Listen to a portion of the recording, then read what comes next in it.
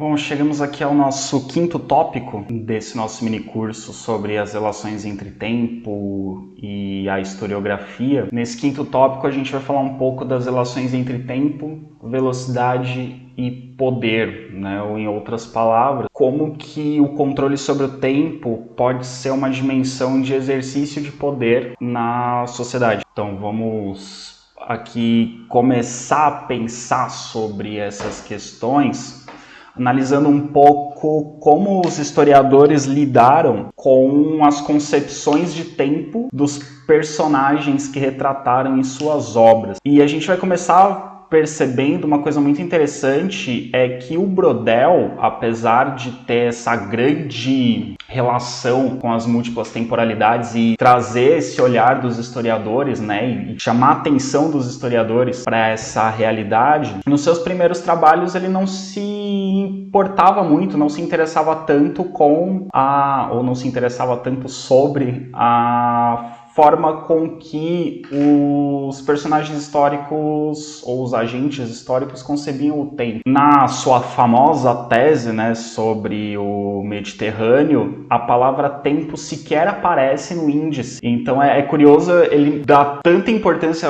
na sua prática à longa duração e à temporalidade, às múltiplas temporalidades, mas na sua tese não aparecer a palavra tempo em destaque. Então ele vai pensar, né, ele vai se interessar pelas durações, pelas velocidades dos deslocamentos e também pelo tempo como medida de espaço, né? Então essa relação entre espaço e tempo, mas a concepção de tempo das sociedades que ele analisa não é tanto o seu foco, pelo menos em suas primeiras obras. São Lucien Febvre e o Robert Mandrou que vão ser os primeiros a dar uma atenção maior a esse tema, trabalhando com, né, o final da Idade Média, com a Idade Moderna.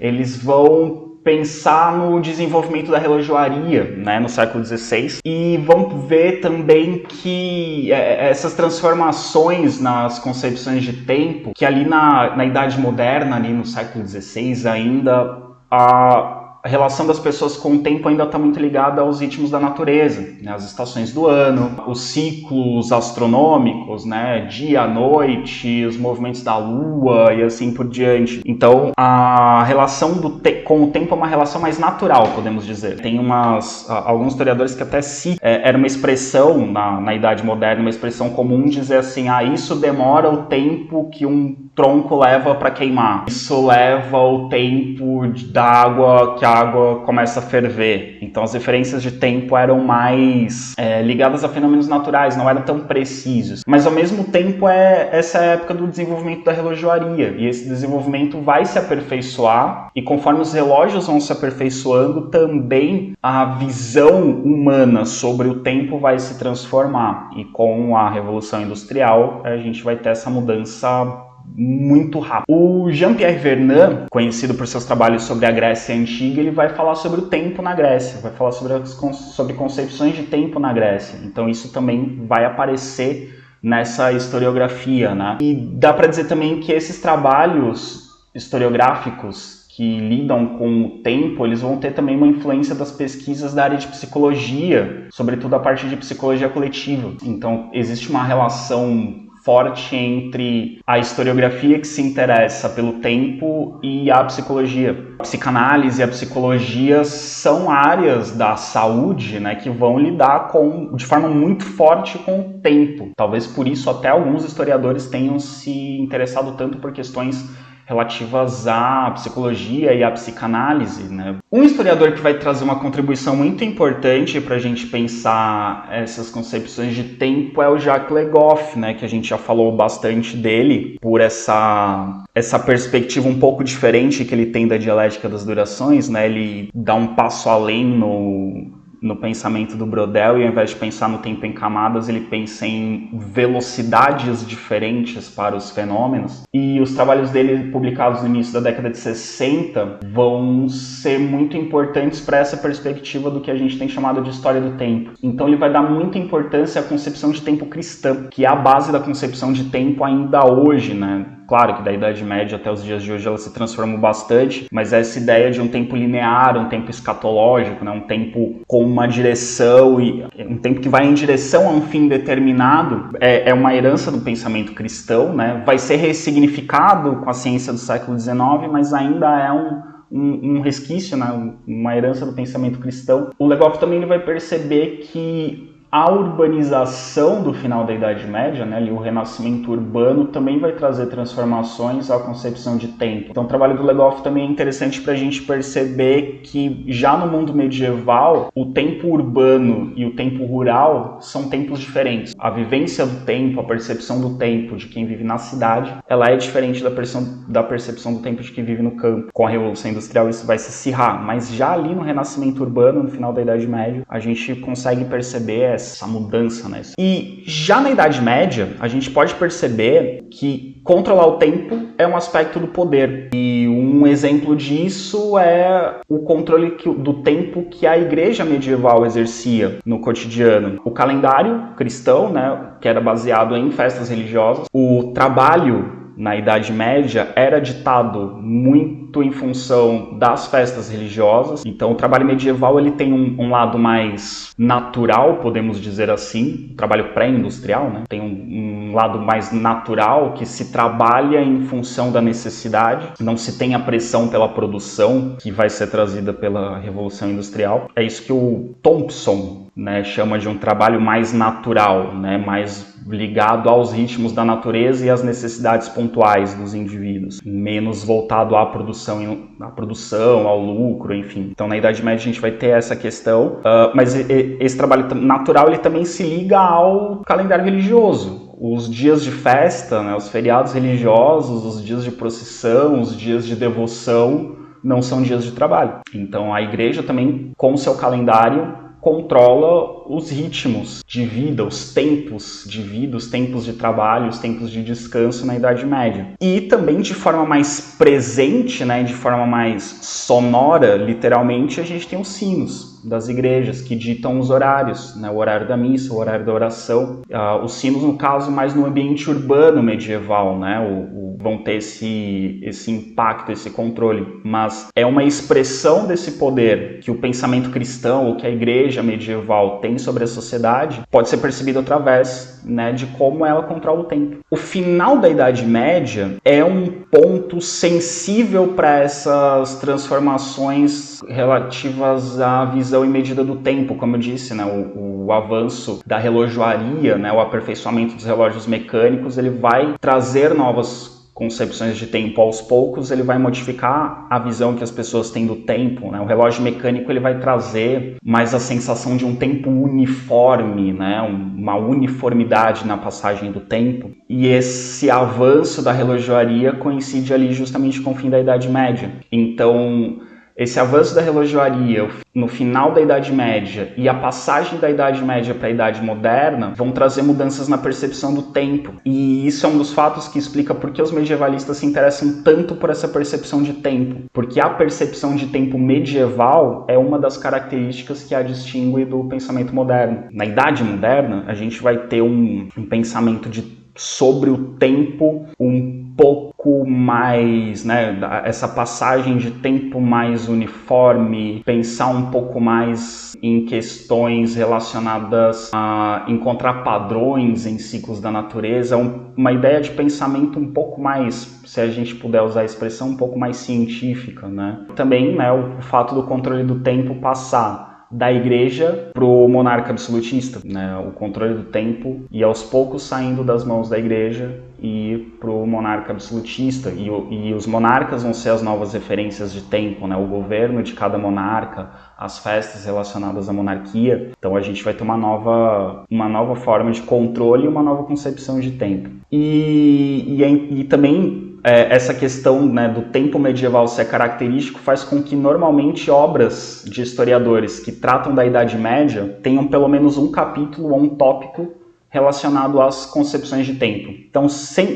é normal entre os medievalistas lidar com as concepções de tempo. O Vidal-Naquet, quando ele vai falar sobre a Grécia Antiga, ele vai discutir um pouco, vai questionar um pouco, colocar em perspectiva a ideia de que a percepção do tempo grega seria o contraponto à percepção de tempo cristã, na medida em que os gregos teriam um tempo cíclico e os cristãos teriam um tempo linear. O Vidal naquele vai enxergar na Grécia Antiga 2 tempos, então ele também vai pensar em mais de uma temporalidade para os gregos.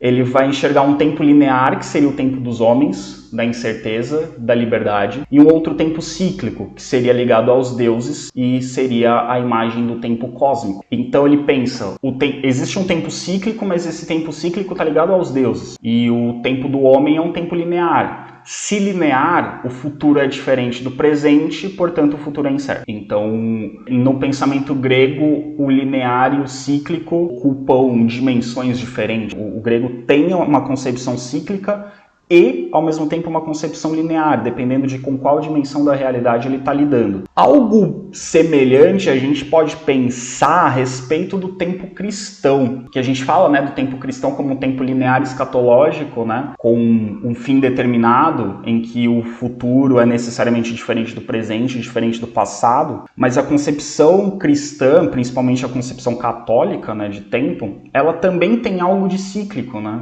Porque a Igreja Católica organiza as suas festas a partir de um calendário cíclico. O calendário litúrgico da Igreja Católica é dividido em ano A, B e C. Então, a cada 3 anos, esse calendário se reinicia, né? Retomam-se as leituras dos evangelhos, as orações, os rituais da missa. A cada 3 anos eles são retomados. E a própria ideia de que todos os anos se celebra a Páscoa, todos os anos se celebra o nascimento de Cristo, e a ideia de que toda a missa é uma renovação do sacrifício de Cristo, ou seja, né, um retorno, né, uma atualização, uma renovação, né? É trazer o sacrifício de Cristo para o presente novamente. Então, não é um tempo absolutamente linear. Ele tem algo de cíclico e, como ele lida com o sagrado, ele também tem algo de eterno, né?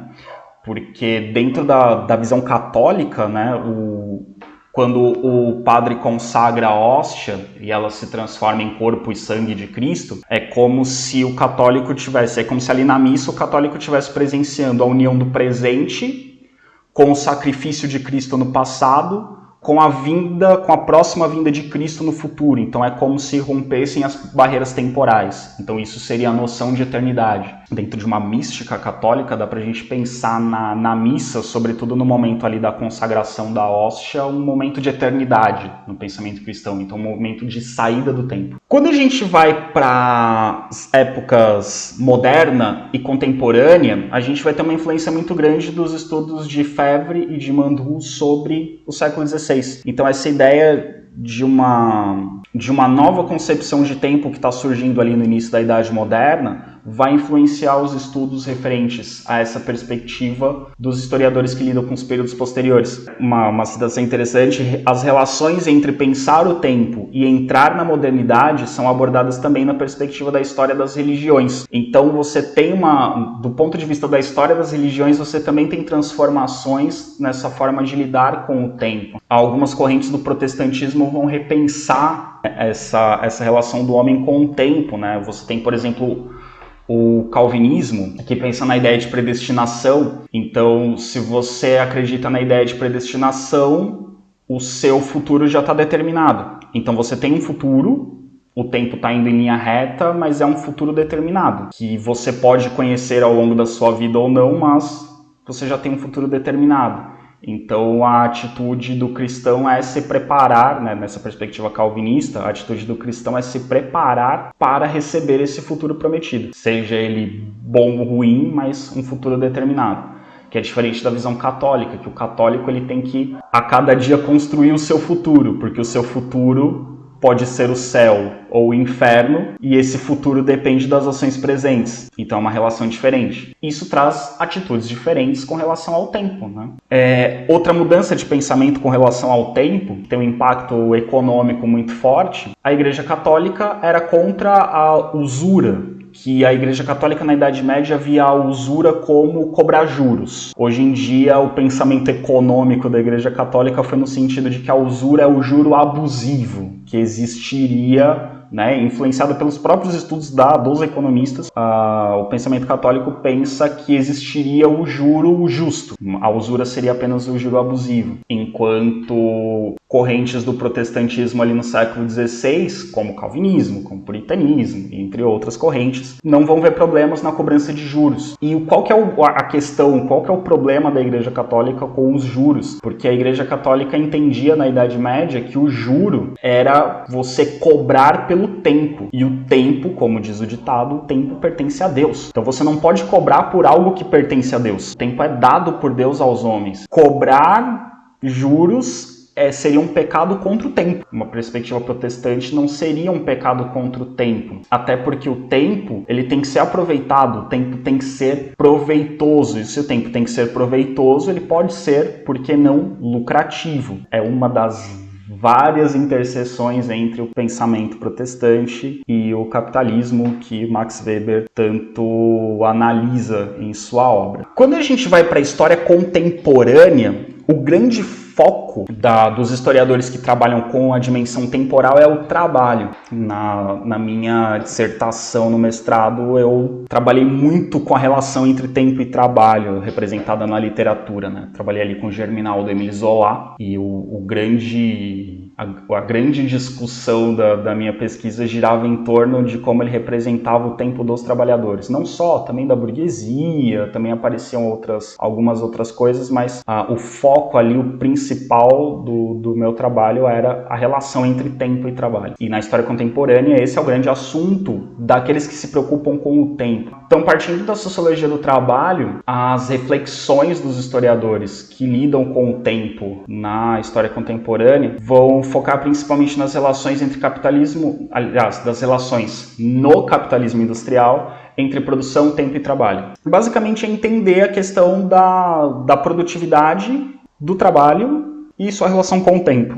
Entender as questões do tipo, o que quer dizer tempo é dinheiro, por que aproveitar o tempo gera lucratividade, por que economizar tempo no trabalho gera lucro, e de onde vem essa mentalidade, como essa mentalidade se espalha para outros campos da sociedade. Então esse é o caminho, né? Os historiadores da história contemporânea geralmente focam por esse lado quando vão trabalhar o tempo.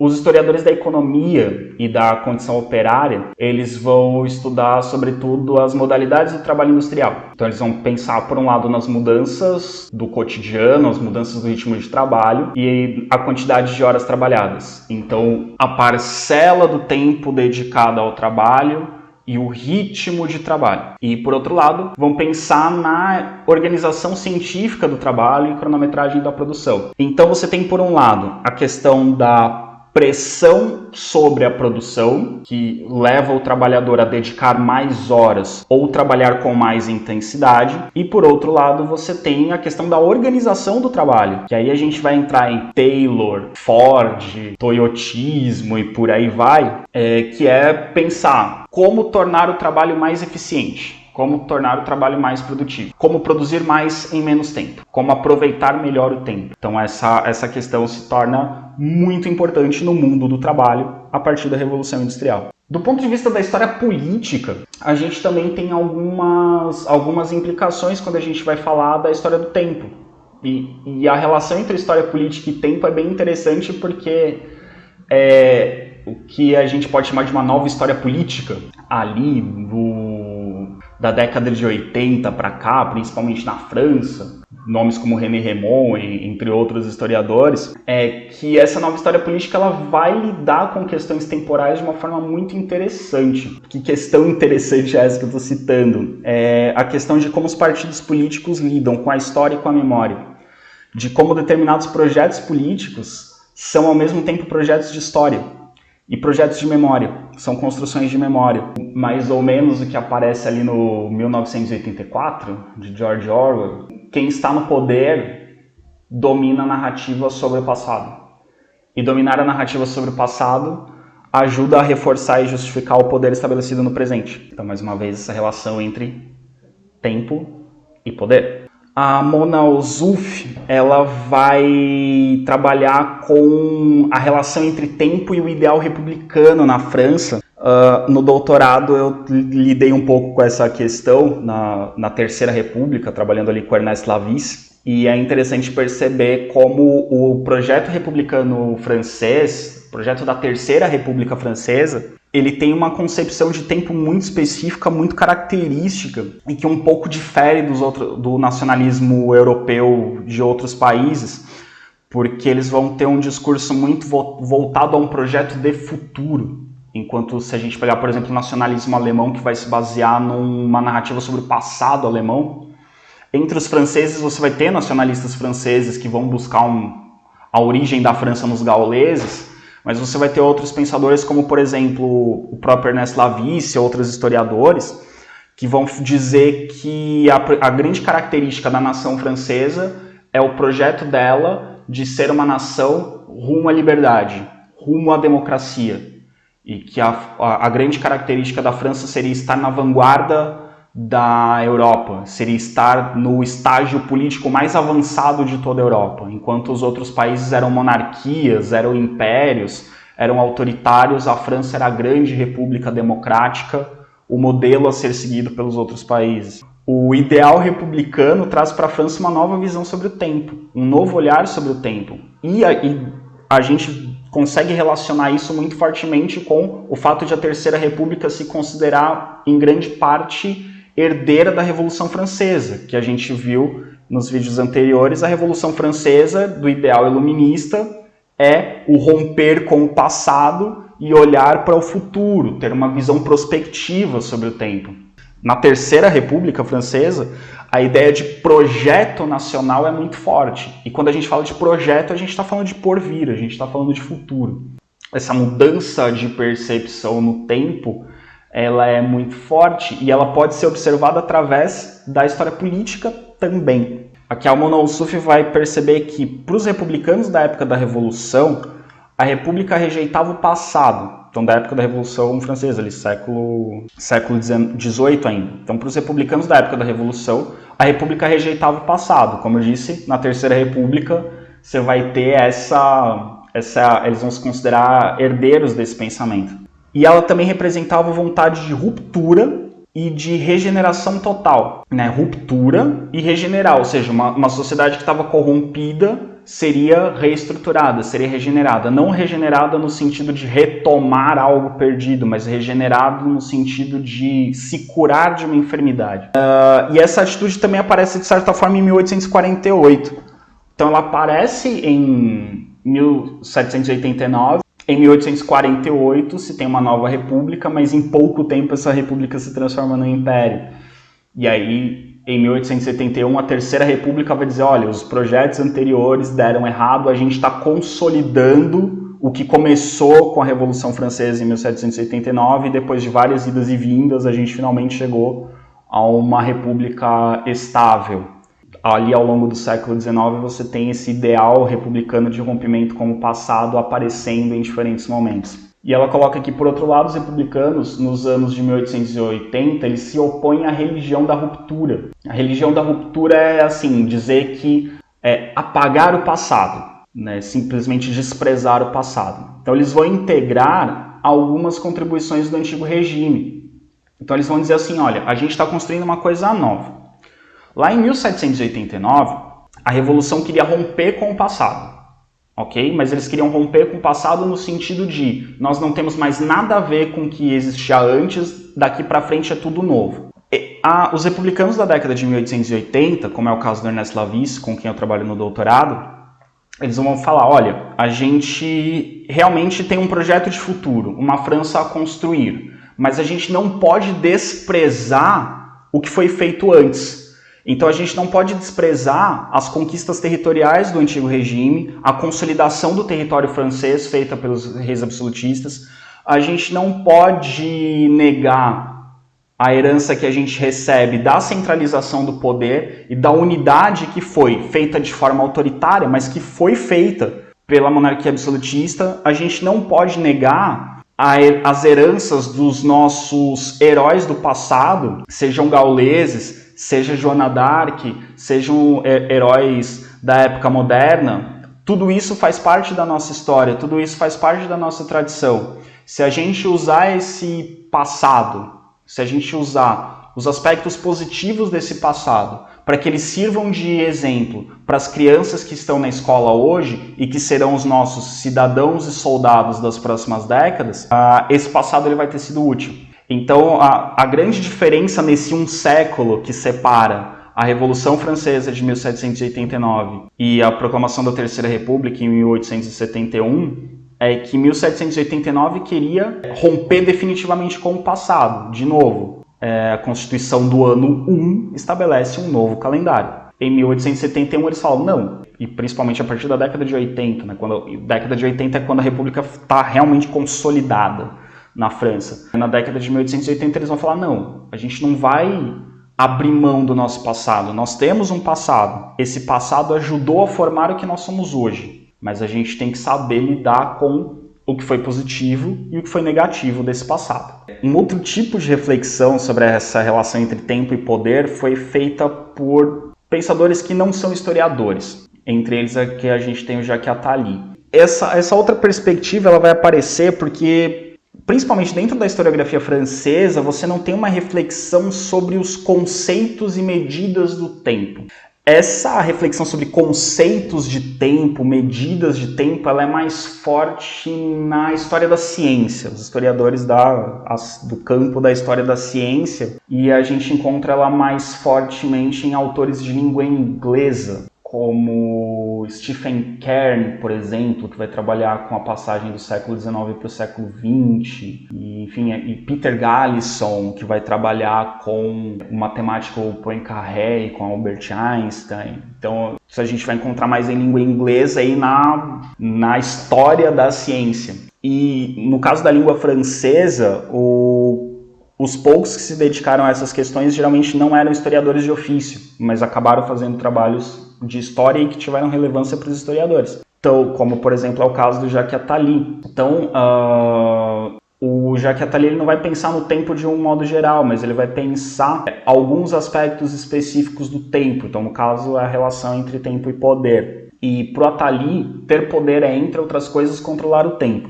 Aliás, eu diria que para o Attali, ter poder é, sobretudo, controlar o tempo, principalmente o tempo da violência. O que seria o tempo da violência? É o momento certo de usar a violência, o momento de declarar guerra ou não, o momento de usar a violência para manutenção da ordem, ou o momento certo de usar a violência para que as leis sejam cumpridas ou para se punir os infratores. Então, o controle do tempo, sobretudo o controle do tempo da violência, é um dos grandes, ou talvez o principal mecanismo de exercício de poder. O Attali ele vai colocar que o controle do tempo é uma resposta à violência.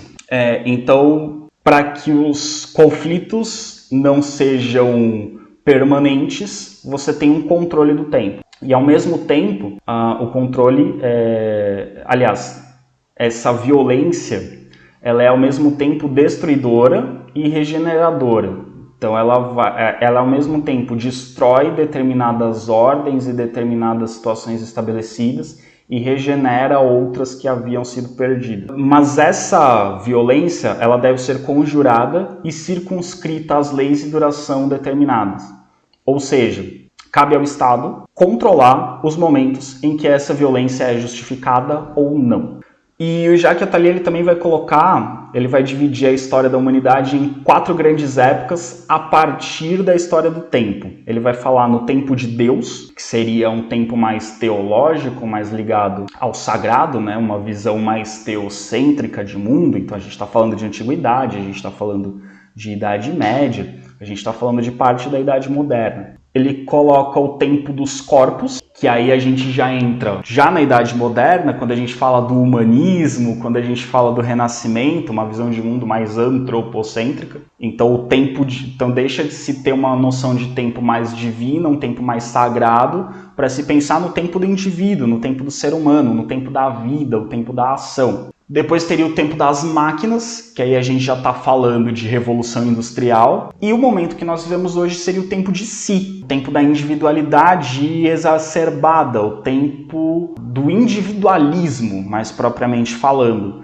que a gente pode relacionar com, por exemplo, neoliberalismo, a gente pode relacionar com o que alguns chamam de pós-modernidade, ou de ultramodernidade, ou de pós-colonial, ou enfim, ou o nome que vocês quiserem dar para o momento que a gente está vivendo, mas tem a ver com algo que eu citei também em outro vídeo, que é a gente vive num contexto em que as pessoas olham muito para si, para o momento presente, o presentismo do Hartog, e olhar muito para o tempo presente tende a trazer um pensamento mais individualista, no sentido de que por que eu vou pensar nas gerações futuras se o que me interessa é o agora? Se o que me interessa é o agora, eu vou pensar em mim, não vou pensar nas gerações futuras. Cabe a gente discutir se essa concepção de tempo não precisaria ser modificada, né? Se esse presentismo não deveria ser combatido, ou se, ok, a gente viver assim numa perspectiva presentista de mundo. Segundo a Tali, toda vida social exige um mínimo de sincronia, e a primeira função de um poder é dar sentido aos múltiplos tempos do mundo, nomeando-os e organizando a vida coletiva em função de seu fluir e de seu retorno. Ou seja, a vida social exige uma certa sincronicidade. Trabalho coletivo, por exemplo, exige que os trabalhadores estejam no trabalho no mesmo momento. Porque se eles não estiverem no mesmo momento, o trabalho deixa de ser coletivo, se torna individual. Então a vida social ela exige um mínimo de sincronicidade. A questão é que essa sincronicidade é tanto maior quanto mais preciso é o ritmo do trabalho. E aí vem o ponto. Se o ritmo de trabalho precisa ser muito preciso, muito detalhado, o controle sobre o tempo precisa ser maior, portanto, o poder sobre o indivíduo precisa ser maior. O poder que um proprietário de terras na Idade Média tinha, né, o poder que um senhor feudal tinha sobre sobre o trabalho de seus camponeses, apesar dele ter poder de vida e morte sobre seus servos muitas vezes, mas sobre o ritmo da produção, sobre os tempos de produção, o poder que ele tinha era mínimo. Era no máximo no sentido de exigir uma produção melhor. Agora, o poder que um capataz numa fábrica no final do século XIX, por exemplo, tem sobre o operário naquela máquina é muito maior, porque ele controla o ritmo, o horário de entrada, o horário de saída e a velocidade com que ele trabalha. Se a gente pensar nos dias de hoje, fica a reflexão para vocês, né? Se o poder do chefe, do patrão, tem maior ou menor influência sobre o ritmo do trabalho dos trabalhadores. Talvez dependa da profissão, dependa do contexto, enfim. Sem conhecimento de sua sucessão e de seu retorno, nenhum trabalho, nenhuma vida social é possível. Ou seja, se a sociedade, se os indivíduos que compõem a sociedade não têm consciência do processo envolvido, o trabalho se torna inviável e o próprio convívio, a própria vida social se torna inviável. Quando eu falo o processo, é ter a noção, é o processo daquilo com o que ele convive, digamos. Não estou falando da questão do processo completo do trabalho, porque a gente entra na questão da alienação do trabalhador na Revolução Industrial, que não tem domínio sobre todo o processo produtivo. Mas a ideia de que eu recebo algo, transformo e passo isso adiante, que isso é parte de um processo maior, essa noção é necessário ter. A ideia da esteira, digamos, lá do filme Tempos Modernos, do Chaplin. Tá vindo, eu modifico e vai. Eu sei que veio de algum lugar, aquelas peças que eu estou apertando, e que elas vão para algum lugar. De onde vieram, para onde vão, não sei. Para que elas servem, não sei. Mas eu preciso ter noção de que eu sou parte de um processo maior. Então, a ideia de que eu faço parte de algo, mesmo que eu não tenha consciência do que isso seja exatamente. E aí o Attali também coloca que nomear o tempo e dar sentido às suas diversas datas constitui uma exigência absoluta da sobrevivência de todo o grupo social. Nomear o tempo é que os dias sejam contados, sejam numerados, os meses tenham nomes, os anos sejam numerados. Ou se a gente pensar na sociedade azteca, que cada dia tinha um nome próprio, cada dia era uma divindade em si, né? Isso é uma outra relação com o tempo, mas nomear os tempos, época de tal coisa, mês tal, semana tal, dia de tal coisa, isso é importante para que o grupo se organize, para que exista um mínimo de sincronicidade dentro da sociedade. Como eu já citei, né, esse controle sobre o tempo ele é uma forma de limitar a violência e manter a ordem social. Quando a gente fala de representações do tempo, obviamente, cada sociedade tem a sua. A gente tem, ao longo da história, diversas formas de representar o tempo e, no mesmo momento histórico, sociedades diferentes representando o tempo de formas diferentes. E dentro de uma mesma sociedade também existem formas diferentes de se representar o tempo. Mesmo dentro de uma mesma sociedade, existem pessoas que lidam com o tempo, que representam o tempo, que concebem o tempo de formas diferentes. O exemplo que eu sempre cito é o século XIX. Você tem pessoas vivendo numa temporalidade absolutamente pré-industrial, convivendo com pessoas que vivem numa temporalidade absolutamente industrial. Temporalidade pré-industrial e a temporalidade industrial são muito diferentes entre si. Na bibliografia aqui do minicurso tem um artigo do Thompson que fala sobre isso. Eu recomendo que vocês leiam, que ele traça essa diferença entre a temporalidade pré-industrial e a temporalidade industrial. E os próprios historiadores também, em cada época, conceberam possibilidades diferentes de representar o tempo e de incorporar o tempo em suas narrativas. Então os próprios historiadores lidam com o tempo de formas diferentes. E aí vem uma reflexão um pouco mais teórica, né? Nós historiadores, quando vamos disponibilizar os nossos estudos, necessariamente a gente precisa apresentar em forma de texto. Pelo menos é a forma tradicional aceita, né? As formas de produção acadêmicas aceitas pelas agências de fomento e etc., feitas pelos historiadores, são textos, né? São formas escritas. Hoje a gente pode pensar se existiriam outras possibilidades, se de repente a gente não poderia apresentar em forma de vídeo, em forma de áudio, né? Se a nossa produção acadêmica não poderia ter outras formas aceitas pela academia de serem apresentadas. Mas enfim, isso é uma outra discussão.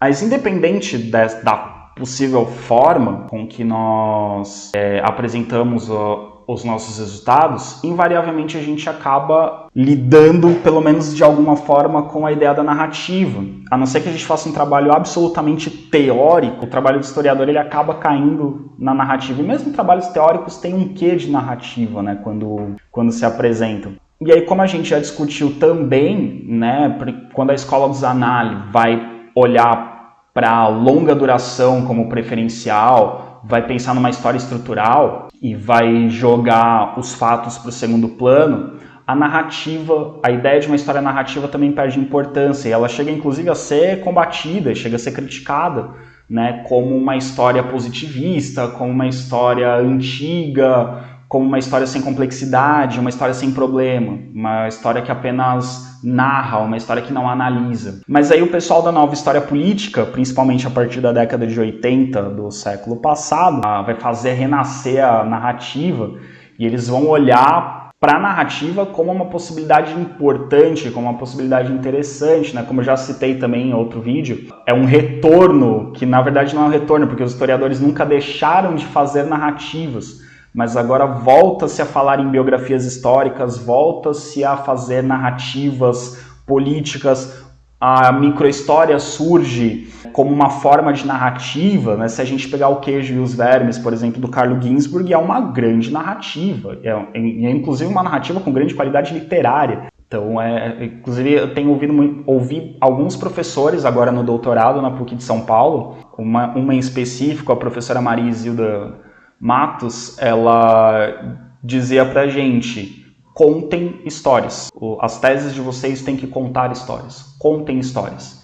Então hoje então a narrativa que ela foi de padrão para renegada, hoje volta a ser vista como uma grande possibilidade. Aí quando a gente vai para a narrativa, vai para uma questão tanto quanto polêmica, porque a narrativa ela é sobretudo do domínio da literatura de ficção. E quando o texto historiográfico ele se parece muito com um texto de ficção, surge de novo a questão, o debate. Qual é a diferença entre a história e a ficção? Quais são os limites entre uma e outra? Então ali a partir dos anos 60, você tem, principalmente na historiografia de língua inglesa, né, na Inglaterra, nos Estados Unidos, você tem uma reflexão sobre a explicação causal nas ciências humanas, principalmente na história. Então você tem um debate ali sobre as ciências humanas, elas conseguem encontrar relações de causa e efeito? Isso é possível? E aí vem a questão de fundo, né, por trás principalmente no caso da história o historiador consegue analisar o passado? E por trás dessa questão vem a outra, que um colega, professor de filosofia, me fez uma vez em tom de brincadeira. É possível a história produzir conhecimento científico sobre um objeto que não existe? Porque em algumas concepções filosóficas o passado não existe. Então como é que eu consigo produzir conhecimento científico sobre um objeto que materialmente não existe? E aí a partir dessas reflexões a gente vai ter um dos trabalhos mais importantes nesse caminho é o do Hayden White, que é amado por muitos, odiado por outros tantos, mas que eu acho que independentemente de concordar ou discordar com as conclusões do Hayden White, eu acho importante pensar nas provocações que ele faz, que são muito interessantes, são muito importantes. Pensar sobre as provocações que ele faz ao trabalho do historiador ajuda a melhorar o nosso arcabouço teórico-metodológico, enfrentar um pouco dos questionamentos que ele coloca. O Hayden White ele vai dizer que o historiador ele lida especificamente com o passado e ele precisa partir do pressuposto de que o passado existe e que pode ser experimentado. Então, assim, para eu lidar com o passado, ele tem que existir. Eu não posso lidar com uma coisa que não existe. E para eu lidar com algo, eu tenho que ter a experiência desse algo. Eu tenho que experimentar essa coisa, senão não tem como eu lidar com ela. Para o Hayden White, então, o meio pelo qual o historiador experimenta o passado é a escrita. Então, sem a escrita, não tem historiador, não tem trabalho historiográfico. Então, o historiador precisa escrever para lidar com o passado, não tem outro jeito. E ele só pode, então ele lida através da escrita, e ele experimenta o passado através da leitura. Só através da leitura, não tem outro caminho. Tá, a gente pode questionar, a gente poderia falar, mas e a história oral, através da memória? Não deixaria de ser leitura dentro dessa perspectiva, tá? Que a gente pode questionar, né, o que é leitura, o que não é, o que é texto, o que não é texto. Tem algumas perspectivas da linguística que tudo é texto, tem outras que dizem, calma aí, nem tudo é texto, né? Mas enfim, dentro da perspectiva do Hayden White, a gente só experimenta o passado lendo, e a gente só lida com o passado escrevendo. Nesse nível, não haveria diferença substancial entre a escrita histórica e a escrita ficcional. Por quê? Na literatura, na escrita ficcional, o escritor, o autor, ele também lida com a ficção, o jeito dele lidar com a ficção é escrevendo. E ele experimenta os dados da sua ficção, muitas vezes, lendo. E aqui eu vou citar o exemplo, retomando de novo meu trabalho do mestrado, o Émile Zola, quando vai escrever o Germinal, quando vai escrever a maioria de suas obras, mas o Germinal foi a obra com a qual eu trabalhei.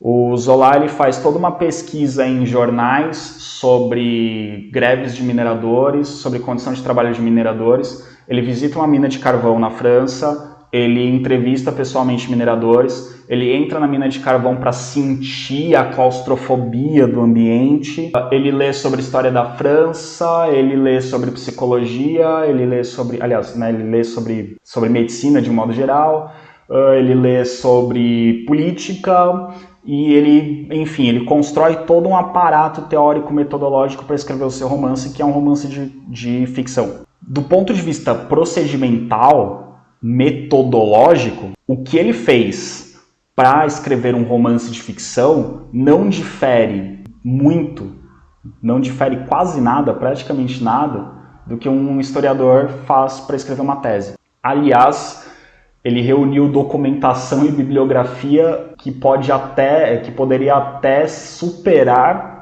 algumas teses que a gente vê por aí. Alguns trabalhos, talvez teses não, mas alguns livros que se dizem de história e que a gente questiona, mas enfim. Só que ele fez tudo isso para fazer uma obra de ficção. O que o Hayden White coloca então? Nesse nível, teórico, metodológico, epistemológico, o trabalho do historiador com o fato histórico não difere do trabalho do escritor de ficção, com a ficção. Então, para o Hayden White, o que diferencia a história de outras formas de escrita não é a metodologia, não é o procedimento, não é absolutamente nada senão o discurso.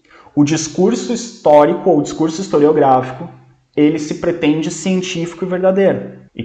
E aí vem o outro problema, que é um dos problemas que eu trabalho na minha dissertação, que é o discurso literário do naturalismo do Émile Zola também se pretendia científico e verdadeiro. E aí, o que diferencia a história da ficção? Então, essa provocação colocada pelo Hayden White, eu acho muito forte, muito pertinente para a gente pensar, tá, o que faz o meu artigo que chama ditadura militar do Brasil de ditadura militar tem de diferente do artigo que chama o governo do mesmo período de regime militar ou de governo militar? O que difere o meu artigo que diz que em 64 houve um golpe no Brasil do artigo que diz que em 64 houve uma revolução? Porque ambos podem se pautar nos mesmos documentos, ambos podem se pautar, podem usar a mesma metodologia, ambos podem executar exatamente os mesmos procedimentos. O que diferencia um do outro? Então essa reflexão eu acho bem importante. Obviamente, os historiadores, sobretudo franceses, reagiram, foram para cima do Hayden White e de outros que pensavam mais ou menos pelo mesmo caminho e elaboraram caminhos, né, para compreender. Então, os historiadores franceses, né, eles não olharam muito nem para o tempo da análise do discurso e não olharam muito também e não ligaram muito para essas críticas que estavam surgindo na década de 60, mas aí no terço final do século XX essas críticas começaram a incomodar, porque elas começaram a ganhar força e começaram a inviabilizar uma certa metodologia, um certo discurso que determinados historiadores profissionais sustentavam. Porque é aquela coisa, né? Em última instância, reconhecer que a história e a literatura ficcional fundamentalmente não tem grande diferença entre si, a diferença é só o discurso, a gente volta para o pensamento da antiguidade, da Idade Média, de que a história é um ramo da literatura. Mas mesmo quando essas críticas começaram a aparecer e a incomodar, demorou um pouco para os historiadores irem para cima, né, dessas críticas. Mas quando eles foram para cima, foram todos mais ou menos na mesma direção. Tem um momento ali no final do século XX que quase todo historiador francês tem um artigo explicando a diferença entre história e ficção. Um dos mais interessantes, um dos mais importantes é o Chartier, porque o Chartier escreveu respondendo ao Hayden White. Ele escreveu diretamente, pegou o Hayden White e falou, eu discordo por causa disso, disso, disso e disso. O debate entre o Chartier e o Hayden White ele é muito interessante, ele é muito importante para a história da historiografia. Então, o Chartier ele vai defender que uma das coisas que diferencia a história da literatura é a experiência histórica. É a experiência histórica que dá condições à escrita da história e não o oposto. O que isso quer dizer? É um nuance que é um pouquinho complicado, mas vou tentar deixar um pouco mais simples. O Hayden White diz o seguinte, o fato de existir escrita, o fato de existir linguagem, o fato de existir escrita, é o que me dá condições de experimentar a história. Então, eu preciso da escrita e da leitura, né, para experimentar a história, para experimentar e lidar com ela. O Chartier inverte a lógica, ele diz, não, é o contrário. Eu preciso ter uma experiência histórica para então lidar com ela, para então escrever, para então ler sobre. Então, primeiro tem a experiência histórica, depois tem o uso da linguagem para lidar com ela. Não é a linguagem que dá condição de ter a experiência, mas é a experiência que me dá condições de usar a linguagem. Porque o Chartier vai dizer, tá, experiência histórica não é só leitura, experiência histórica é toda a minha vivência. Não é só leitura, é tudo que eu vejo, tudo que eu sinto, com quem eu converso, tudo que eu faço ao longo da minha vida. Isso vai me dar um arcabouço, isso vai me dar um conjunto de experiência histórica, e quando eu for lidar com essa experiência, aí eu uso a linguagem. Então é isso que diferencia da ficção, porque a ficção sim só é possível através da linguagem. Você não experimenta a ficção, você cria a ficção usando a linguagem.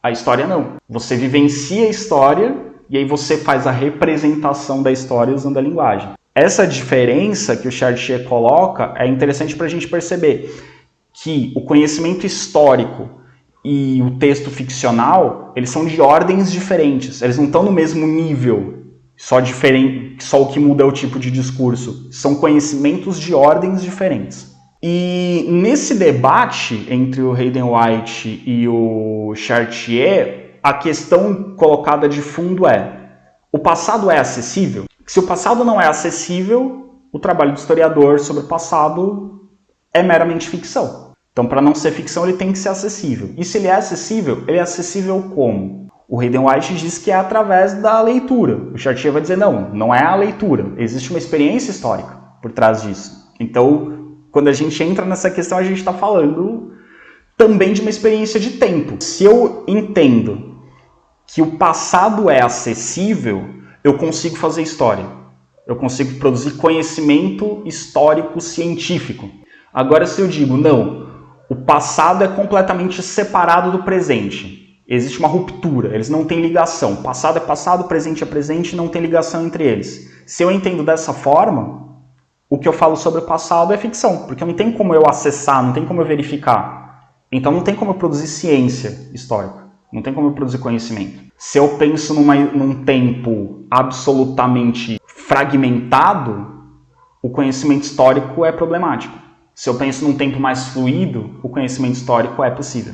Outro que vai pensar a relação entre o tempo e a escrita da história é o Paul Ricoeur, mas ele vai pensar diferente do Hayden White, né? Ele não vai questionar a cientificidade da história. Mas ele vai fazer uma relação entre o tempo vivido e a narração, ou entre experiência e consciência. Então, a narrativa, isso é legal no pensamento do Paul Ricoeur, a narrativa é uma tomada de consciência sobre a experiência. Então não é que a linguagem me permite experimentar a história, como diria o Hayden White, mas eu experimento a história e uso a narrativa para tomar consciência dela, para operacionalizá-la, para dar sentido, que a gente falou no outro vídeo, de organizar a história e dar sentido. Esse é o papel da narrativa. E a década de 80, né, é o momento ali que tem muitos modelos historiográficos se debatendo, uns vindo numa perspectiva mais da virada linguística, da virada cultural,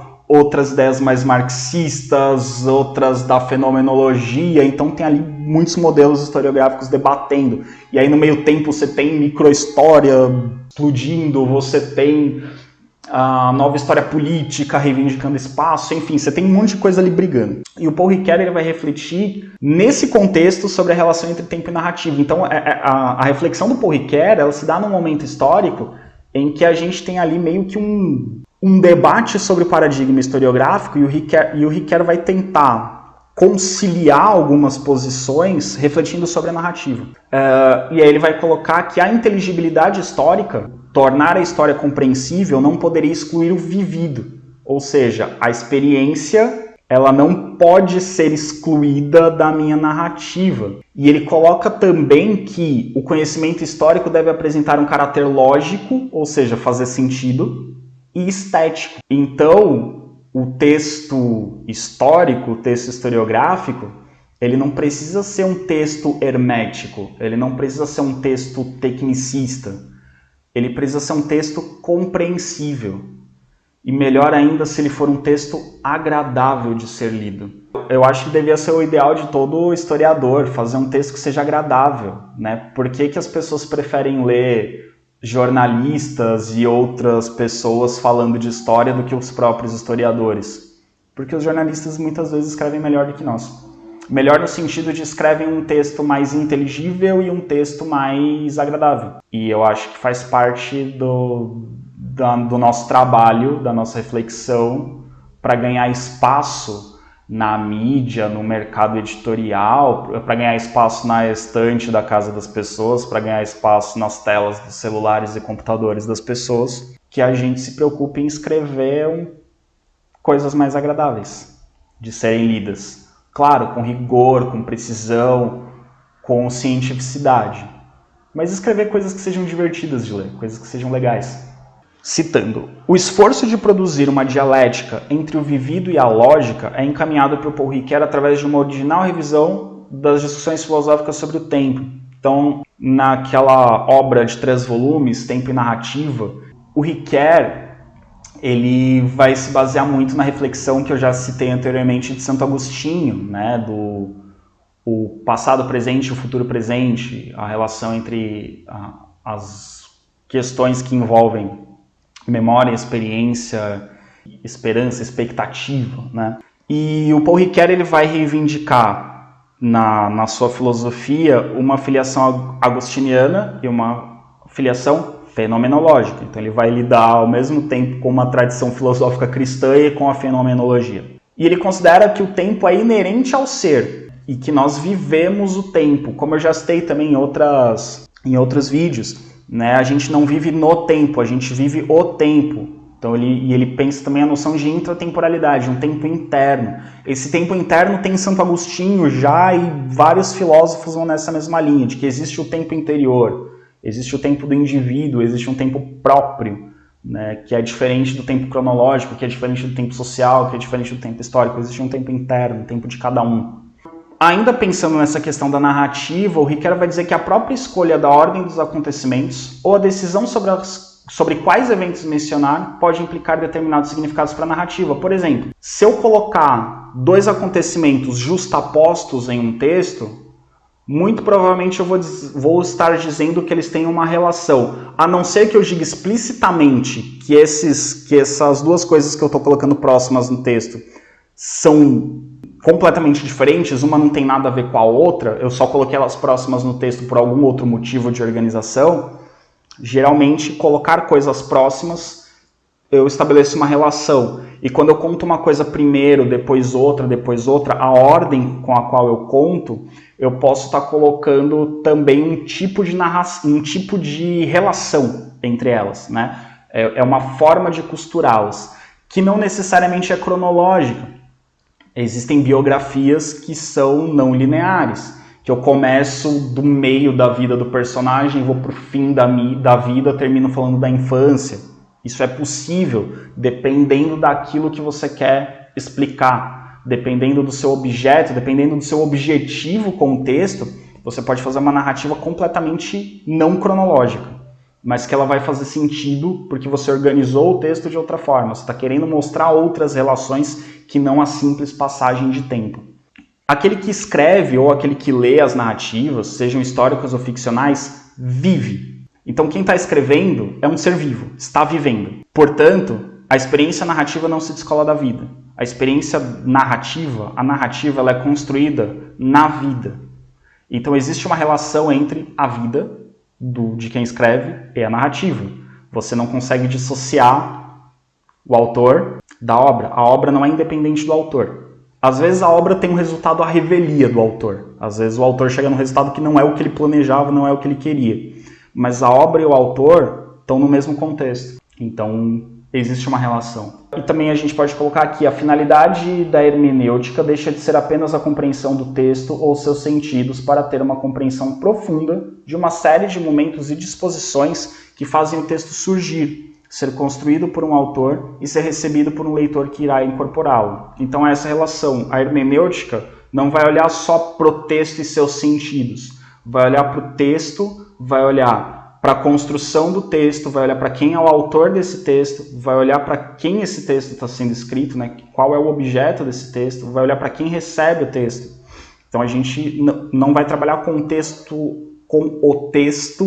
isolado, a gente vai trabalhar com todo o contexto deste texto. Agora indo por um outro caminho, essa história narrativa também ela é acusada de ser teleológica, e é um risco da narrativa histórica ser teleológica. E o que é essa história teleológica? Né? Como eu já expliquei, é a história que pensa num fim específico. E essa história teleológica, ela se adapta tanto à crença em uma providência divina, Deus conduzindo a humanidade, ou um plano secreto da natureza, a teoria da evolução fará com que a humanidade chegue em tal ponto. Alguém pode pensar dessa forma. Ou algum tipo de mecanismo preciso e determinista. A marcha inexorável da humanidade em direção à liberdade. A marcha inexorável dos trabalhadores em direção ao socialismo. A marcha inexorável da humanidade rumo ao progresso imparável.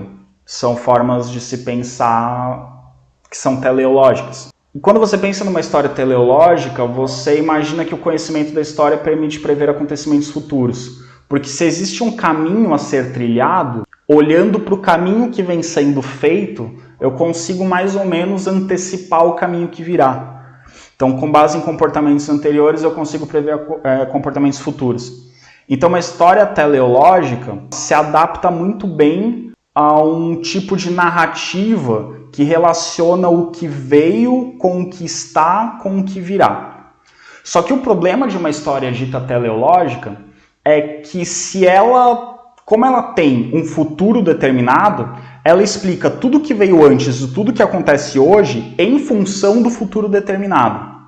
E aí tudo que não se ajustar a esse caminho determinado, ou vai ser desprezado ou vai ser esquecido.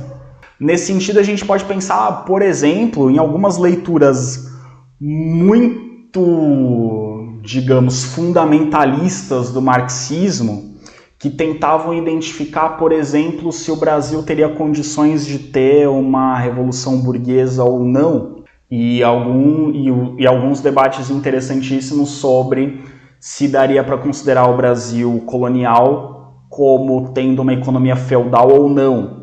Porque dentro de um modelo teleológico, para você ter uma revolução socialista, você tem que antes ter um feudalismo, para esse feudalismo virar um mercantilismo, para aí virar um capitalismo, para aí você ter uma sociedade, né, que aí você tem uma revolução burguesa, para depois você ter uma revolução proletária.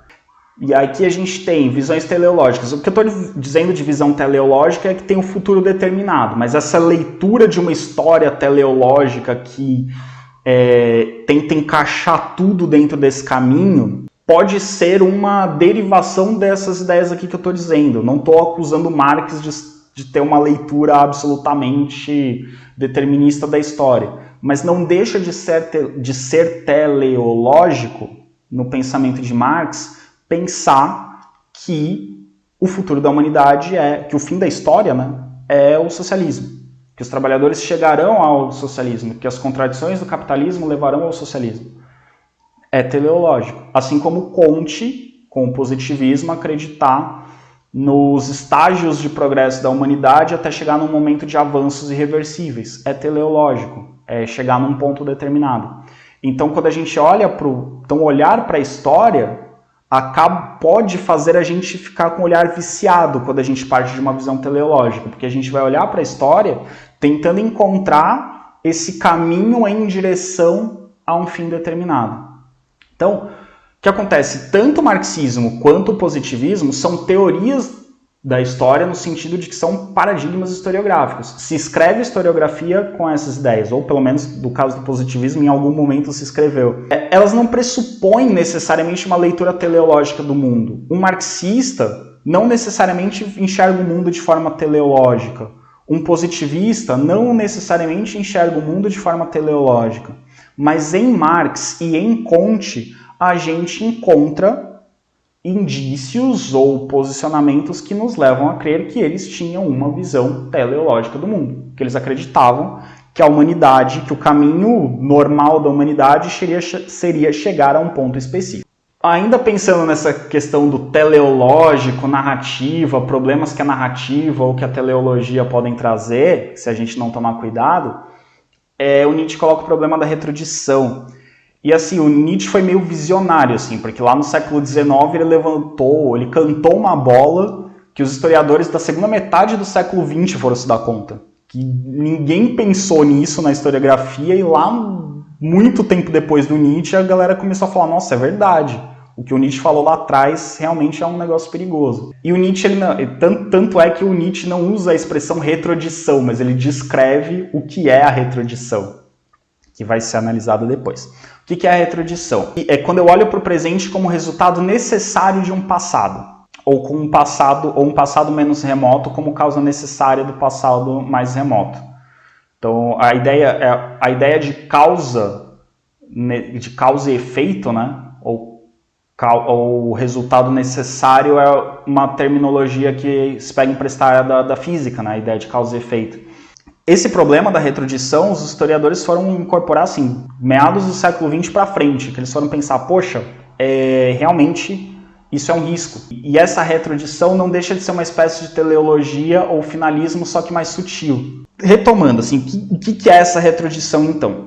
É quando eu olho para o presente, aí eu falo assim, tem um problema no presente, eu quero explicar esse problema no presente, olhando para o passado. Ok, historiadores, fazemos isso. Aí eu olho para o passado e falo, olha, aconteceu isso aqui no passado e disso aqui não poderia surgir outra coisa senão o nosso presente. Dá um exemplo um tanto quanto absurdo. Vamos explicar por que o Brasil em 2020, né, de 2018 para cá, ou de 2013 para cá, tem um crescimento muito grande do pensamento conservador e de direita, e cada vez mais da direita, e cada vez mais conservador, e cada vez mais extremista. Né? Por que o brasileiro em 2020, por que uma parcela tão grande da população brasileira em 2020 tem um pensamento conservador e de extrema direita? Aí eu vou olhar para o passado do Brasil e vou ver um passado escravista do Brasil. O passado escravista do Brasil tem a ver com o pensamento conservador e mais à direita do brasileiro? Tem. Não estou dizendo que não tem relação. Mas eu dizer que o passado escravista do Brasil não poderia ter outro resultado senão o conservadorismo de parte da população brasileira em 2020, aí é um exemplo de retrodição. Porque eu estou ignorando todas as possibilidades ao longo da história entre o passado escravista e o presente conservador de direita.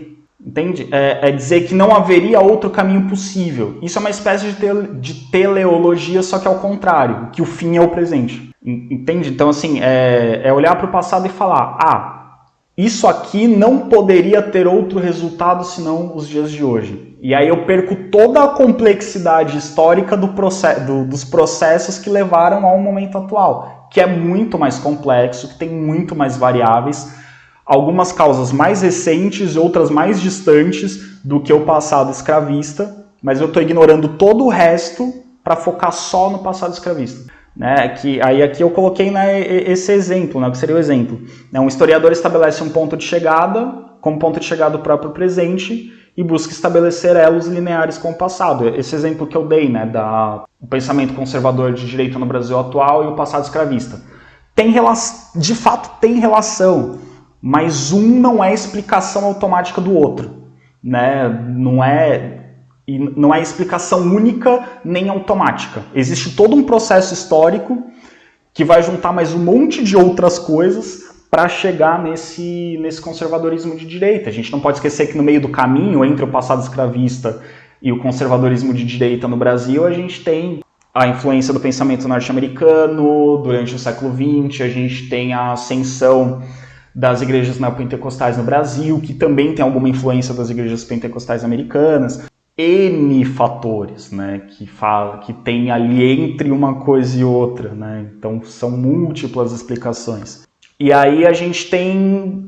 Isso traz dois problemas. Primeiro problema, né? Aliás, faz com que a gente deixe de perceber duas coisas importantes. Primeira coisa, todo presente deve ser problematizado, ele não é um dado imóvel.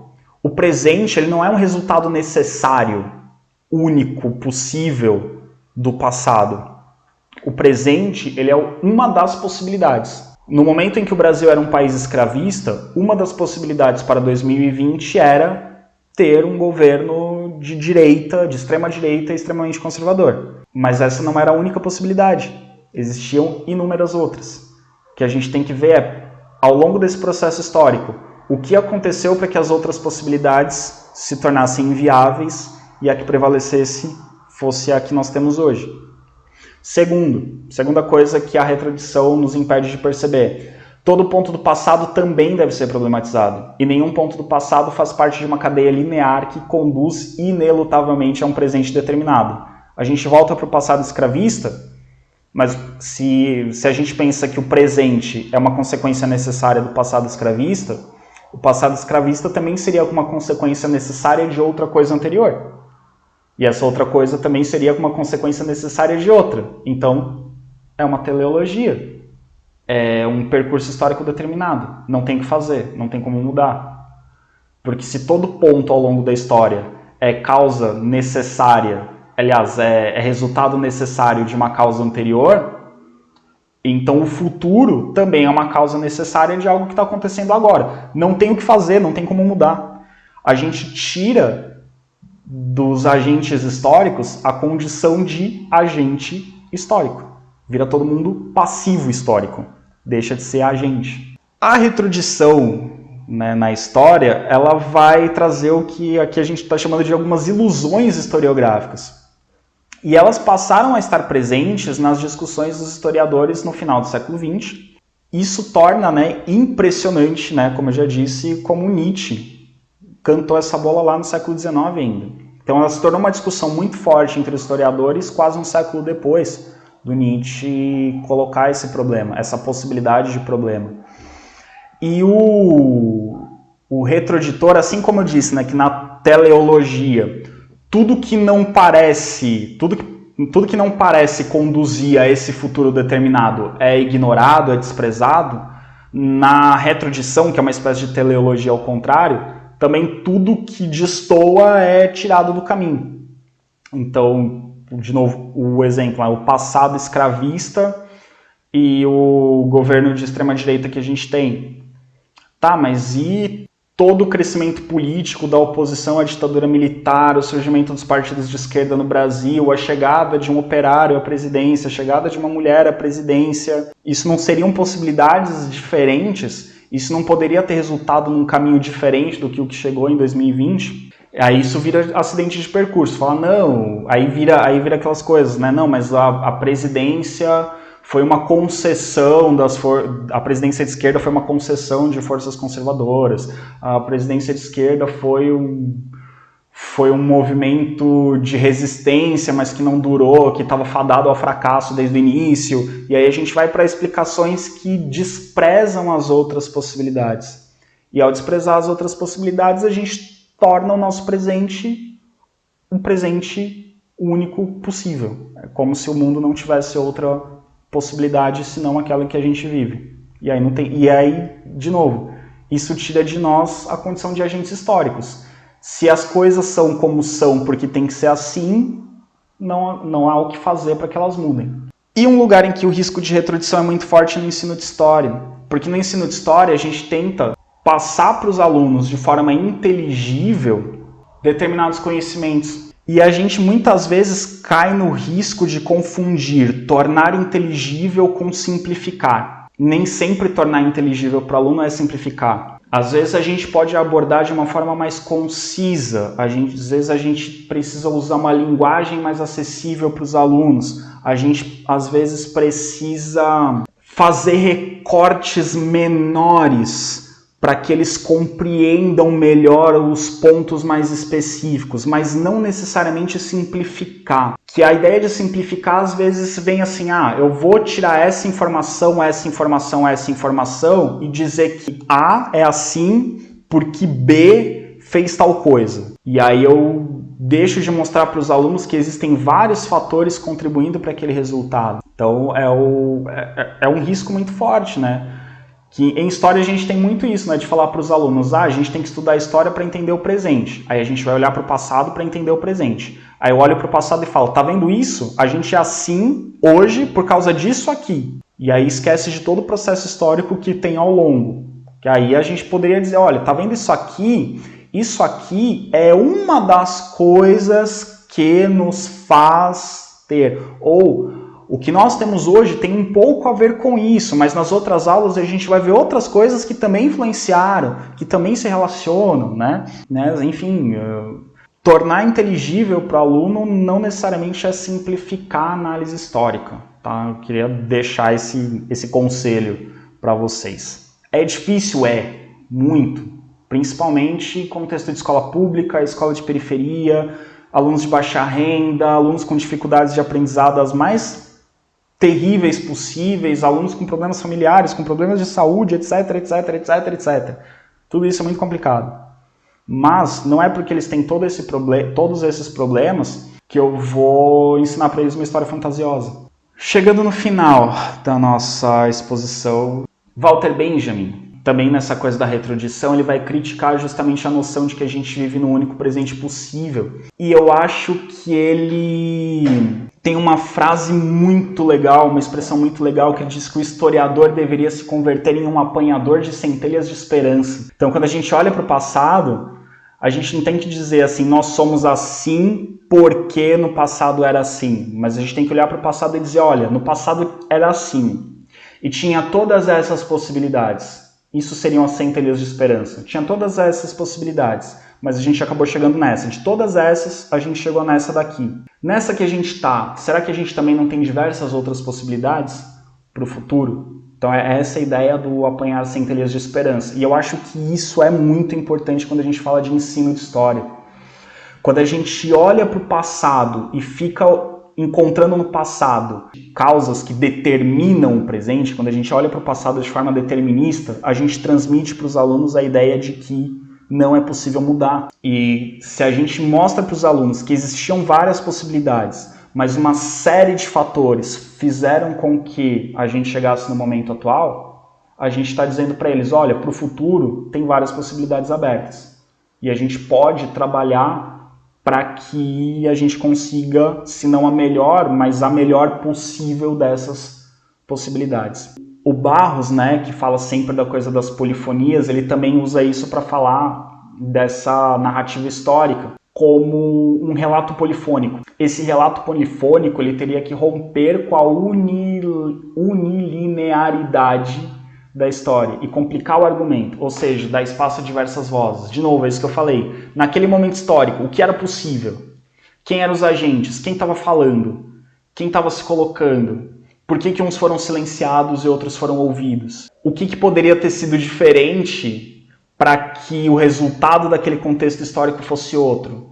Trazendo essa reflexão para outros momentos históricos, a gente consegue fazer uma reflexão similar para o momento atual. O que a retrodição acaba fazendo? Por que a retrodição bloqueia esse apanhar centelhas de esperança? Porque o historiador habituado à retrodição, ele vai ter problema justamente para analisar o presente. Ao tentar explicar o presente usando a retrodição, ele vai ter problema para olhar justamente pro presente. Porque se o passado explica o presente, consequentemente, o presente explica o futuro. E aí ele vai se ver tentado a criar um futuro. Então ele vai falar, olha, se no passado era assim e consequentemente nós estamos assim hoje, isso quer dizer que no futuro nós estaremos de tal forma. E aí a gente vai ter aqueles professores videntes, né? Aqueles professores que gostam de prever o futuro, que gostam de dizer quando determinadas coisas vão acontecer, etc, etc. Eu não estou falando de prognóstico. Prognóstico é uma previsão de futuro que a gente pode dizer, olha, do jeito que as coisas caminham, é provável que, se não houver nenhuma mudança, no futuro acontecerá tal coisa. Isso é uma coisa. Outra coisa é eu dizer assim, como nós estamos assim hoje, não há outra possibilidade senão no futuro acontecer isso. Então o prognóstico é possível, mas o prognóstico não é uma previsão. O prognóstico é, olha, do jeito que as coisas vão, se nada for feito, vai acontecer isso. Ou o mais provável é que aconteça isso. Mas o prognóstico ele te dá uma possibilidade de ação, te dá uma possibilidade de mudança, te dá uma possibilidade de mudar esse futuro que está sendo prognosticado. A previsão não. A previsão é, vai acontecer tal coisa. Não importa o que se faça. A previsão, ela um pouco tira a esperança. Enquanto o prognóstico, a previsão tira a esperança e tira a vontade de ação. Já o prognóstico, ele incentiva a ação, porque ele te diz, se você não fizer nada, esse é o resultado. É um pouco dessas reflexões que eu queria deixar para vocês. No próximo vídeo, que é o nosso encerramento, a gente vai falar sobre algumas reflexões sobre o tempo na atualidade e eu vou comentar um pouquinho a atividade que eu gostaria que vocês fizessem, que é uma reflexão sobre o tempo e a pandemia.